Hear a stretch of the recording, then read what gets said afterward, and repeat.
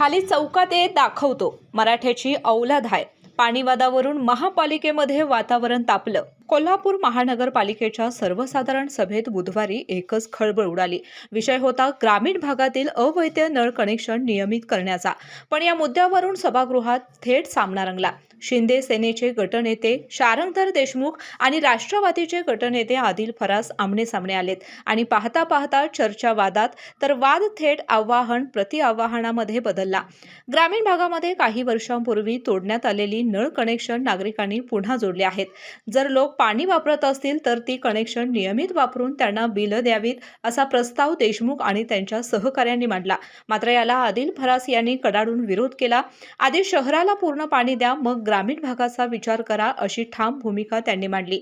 यावर देशमुख म्हणाले, पाण्याची मोठ्या प्रमाणात चोरी सुरू आहे, त्यामुळे ही कनेक्शन नियमित करणं गरजेचं आहे।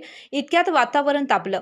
फरास म्हणाले, आम्हाला शहाणपण शिकवू नका, 3 पिढ्या आम्ही महापालिकेत काम करत आहोत। यावर देशमुखांनी देखील लगेच पलटवार केला, आम्हालाही शहाणपण शिकवू नका। वाद इतका टोकाला गेला की फरास यांनी थेट इशारा दिला, ग्रामीण भागातील कनेक्शन जोडली तर आम्ही स्वतः जाऊन ती तोडू। यावर देशमुखांनी देखील तितक्याच कठोर शब्दात उत्तर दिलं, हिम्मत असेल तर तोडून दाखवा, आम्हीही मराठ्याची औलाद आहोत। यानंतर तर सभागृहातच उघड आव्हान दिलं गेलं, खाली चौकात ये असं फरास यांनी आवाहन देताच कसा बी ये असं देशमुख यांनी प्रति आवाहन दिलं। या सगळ्या प्रकारामुळे सभागृहात ताण शिगेला पोहोचला। शेवटी महापौरांनी संतप्त होत दोघांनाही सुनावलं, हे सभागृह आहे, झोपडपट्टी नाही, भान ठेवा। वादानंतरही नाट्य थांबलं नाही।